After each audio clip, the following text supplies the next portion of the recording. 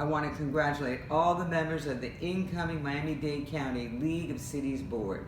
You've worked hard to earn the trust of the League's membership, and now this new board will move into a position of serving as the communal voice of Miami-Dade's municipalities. I also want to thank our soon-to-be immediate past President, Commissioner Keon Hardiman, for his dedication to our municipalities and to the League. Raise your right hand and repeat after me. I, and then state your name.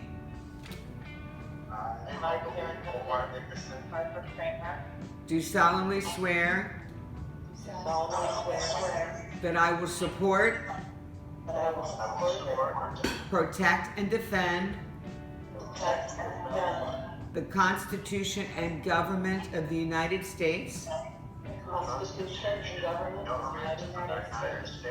and that I will well and faithfully perform the duties of a member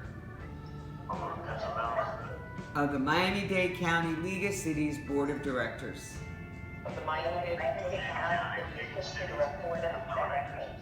upon which I am now about to enter.